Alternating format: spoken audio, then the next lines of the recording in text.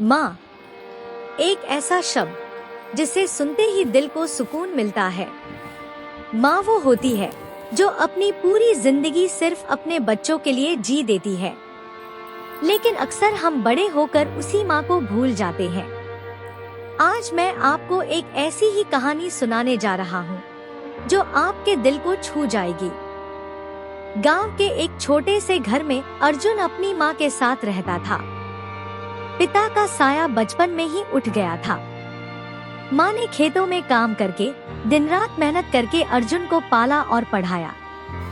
वो खुद भूखी रह जाती, लेकिन बेटे के लिए खाना जरूर बनाती।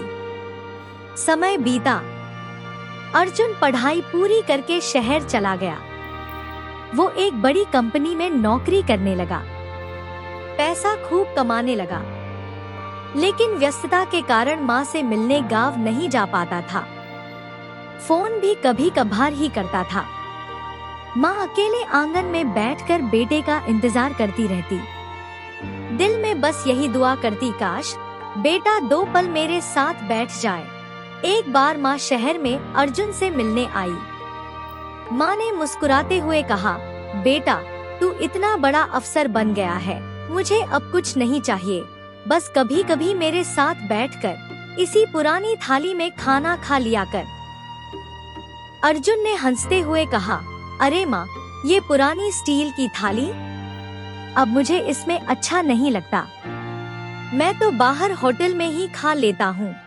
माँ चुप हो गई, आंखों में आंसू आ गए, लेकिन उसने बेटे के सामने छुपा लिए। कुछ महीनों बाद माँ बीमार पड़ गई। डॉक्टर ने अर्जुन को कहा, इनकी याददाश्त धीरे धीरे कम हो रही है, इनके लिए सबसे बड़ी दवा है बेटे का साथ। ये सुनकर अर्जुन रो पड़ा। वो तुरंत गांव पहुंचा। माँ बिस्तर पर बैठी थी, कांपते हाथों से वही पुरानी थाली आगे बढ़ाई और बोली, बेटा इस थाली में मैंने तुझे बचपन से खिलाया है, क्या आज तू मेरे साथ इसी में खाना खाएगा? अर्जुन की आंखों से आंसू बहने लगे। उसने थाली पकड़ ली और माँ के साथ बैठ गया। अर्जुन ने माँ का हाथ थामते हुए कहा, माँ मुझे माफ कर दो, मैंने कभी तुम्हारे प्यार की कीमत ही नहीं समझी। ये थाली मेरे लिए सोने चांदी से भी कीमती है।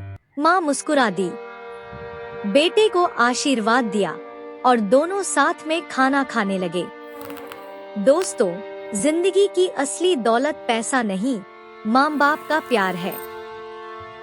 होटल का खाना चाहे कितना भी स्वादिष्ट क्यों न हो, माँ की थाली का स्वाद दुनिया में कहीं नहीं मिलेगा। समय रहते अपने माता पिता की कद्र करो, क्योंकि जब वो साथ नहीं होंगे तब सिर्फ पछतावा बचेगा। याद रखिए, माँ बाप अमूल्य हैं, उनकी कद्र करें।